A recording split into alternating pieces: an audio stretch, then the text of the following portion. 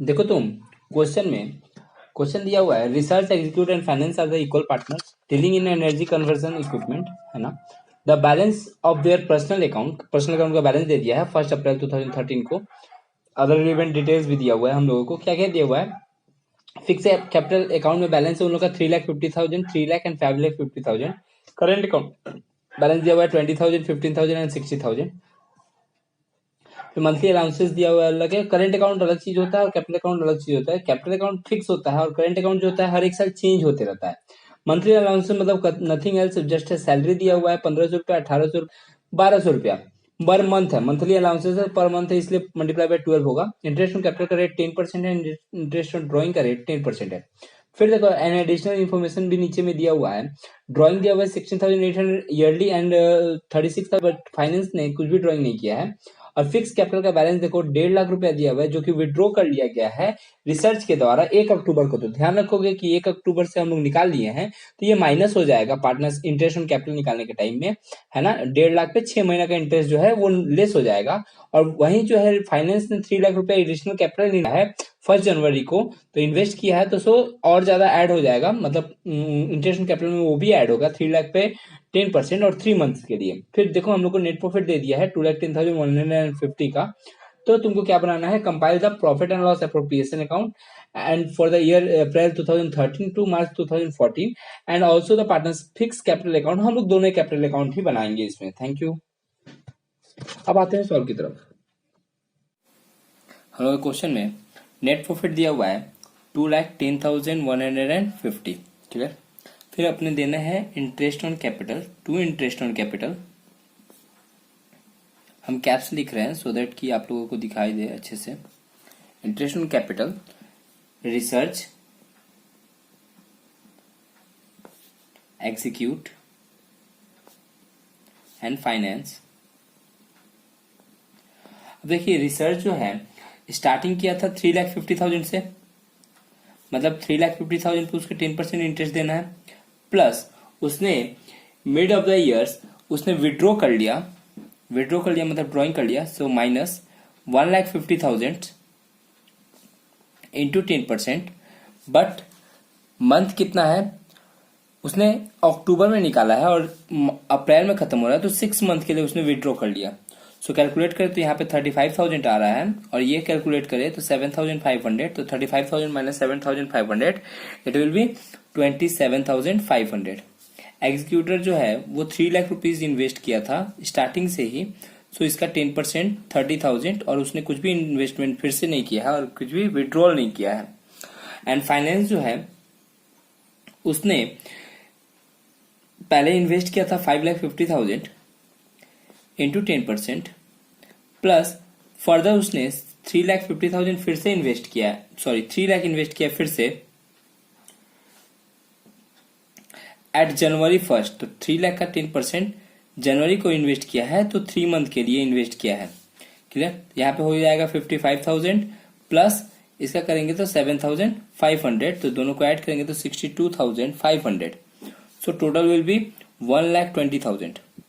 फिर हम लोगों को मंथली अलाउंसेस दिया था, it is nothing just a monthly salary है। वो मंथली अलाउंसेस जो बोल के रखा है हम लोगों को, वो क्या था? सैलरी था।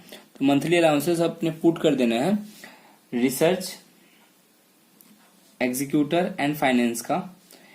रिसर्च जो है वो 1,500 पर मंथ, तो 1,500 into 12 18,000। So 1,800 per month, 1,800 into 12 21,600 and 1,200 into 12 सो 14,400। इन सब को अपने क्या करेंगे? ऐड कर लेंगे, सो आ जाएगा 54,000। ओके। इंटरेस्ट ऑन ड्राइंग भी दिया हुआ था, तो बाय इंटरेस्ट ऑन ड्राइंग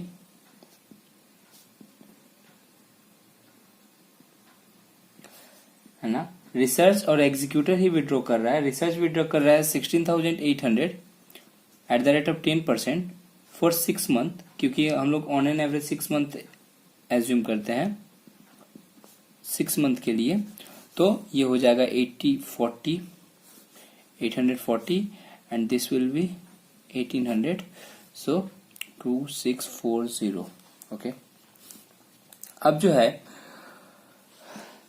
एक और चीज दिया हुआ था, अब जो ऐड करके लेस करेंगे तो अपने डिस्ट्रीब्यूटेबल प्रॉफिट आ जाएगा। तो लिखेंगे to partners capital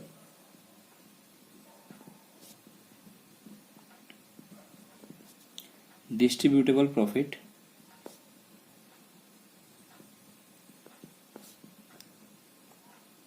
okay, this will be 38,719। हम लोगों को कोई भी प्रॉफिट शेयरिंग रेशियो नहीं दिया है, तो रिसर्च, एग्जीक्यूट और फाइनेंस में अपने 38,790 को 3 पार्टनर में डिस्ट्रीब्यूट करना है। तो हम लोग 1/3 करके डिवाइड दे देंगे। सो 12,930, 12,930 एंड 12,930। सो इस तरीके से अपने कंप्लीट हो गया। तो टोटल फिगर हम लोग यहाँ पे पुट डाउन कर लेंगे, 2,12,719, 2,12,719। Thank you. अब बात करेंगे हम लोग पार्टनर्स कैपिटल मेथड के बारे में। Partners capital method, there are two methods of maintaining a capital accounts under partners capital method. One is fluctuating capital method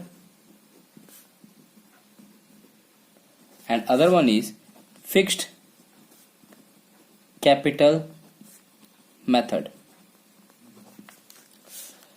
fluctuating capital method के अंदर में सिर्फ एक अकाउंट हम लोग प्रिपेयर करते हैं, that is partners capital account, जबकि फिक्स कैपिटल मेथड के अंदर में आपने को 2 अकाउंट मैन्युफैक्चर करना होता है। One is partners capital account and other is partners current account. देखिए, जितने भी कैपिटल अकाउंट होते हैं ना, सारे के सारे पर्सनल अकाउंट होते हैं। ये बात आपको समझना पड़ेगा कि जितने भी कैपिटल अकाउंट होते हैं वो सारे के सारे तुम्हारे पर्सनल अकाउंट होते हैं। Clear? Partners capital account always has a credit balance, capital account always has a credit balance, but current account debit balance और क्रेडिट बैलेंस है ना। करेंट अकाउंट का डेबिट बैलेंस भी हो सकता है और क्रेडिट बैलेंस भी होता है। तो अभी हमने जो सम्स किया उसका हम लोग पार्टनर्स कैपिटल खोल के देखेंगे। ओके, तो हम लोगों ने पार्टनर्स कैपिटल का एक फॉर्मेट खोल लिया। पर्टिकुलर तीनों पार्टनर का नाम, रिसर्च को हम आर से डिनोट किए हैं, एग्जीक्यूटर को ई से डिनोट किए हैं और फाइनेंस को एफ से डिनोट किए हैं।